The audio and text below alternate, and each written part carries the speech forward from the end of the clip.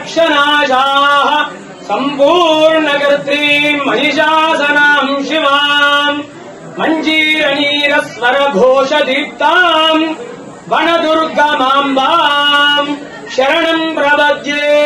శ్రీ ఏడుపాయల వనదుర్గ భవానీ దేవస్థానం తెలంగాణ రాష్ట్రంలోనే ఎంతో ప్రసిద్ధమైనటువంటి క్షేత్రము వనదుర్గ భవానీ క్షేత్రం.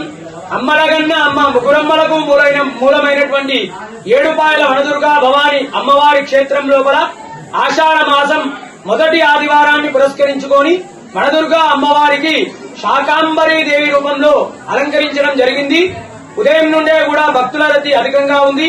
ఉదయాన్నే 4 గంటలకు అమ్మవారికి విశేషమైనటువంటి అభిషేకము, తదనంతరం అమ్మవారికి శాకాంబరీ దేవి రూపంలో కాయగూరలు, కూరగాయలు, అదేవిధంగా ఆకుకూరలతో విశేషమైనటువంటి అలంకరణ చేయడం జరిగింది.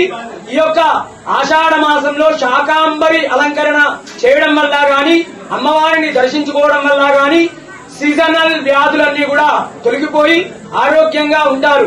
అదేవిధంగా ఈ యొక్క శాకాంబరీ దేవిని దర్శించుకోవడం వల్ల సకల శుభాలు, అష్టైశ్వర్యాలు, ఆనందము, సంతానము, ఆరోగ్యము, అదేవిధంగా పాడి పంట వ్యవసాయము బాగా పండి అదేవిధంగా ఈ యొక్క లోకమంతా కూడా సుభిక్షంగా ఉంటుంది. తెలంగాణ రాష్ట్రం నుండే కాకుండా ఆంధ్రప్రదేశ్, కర్ణాటక, మహారాష్ట్రాల నుండి కూడా భక్తులు అధిక సంఖ్యలో వచ్చి అమ్మవారిని దర్శించుకుంటారు. వచ్చేటువంటి భక్తులకు కూడా ఎలాంటి ఇబ్బందులు కలగకుండా ఆలయ ఈవో వీరేశం సారి గారు అన్ని ఏర్పాట్లు కూడా చేయించారు. వనదుర్గా భవాని మాతాకి జై. This is Kiriti Damaraju. Like, share and subscribe to Saira TV. ఓ సైరా.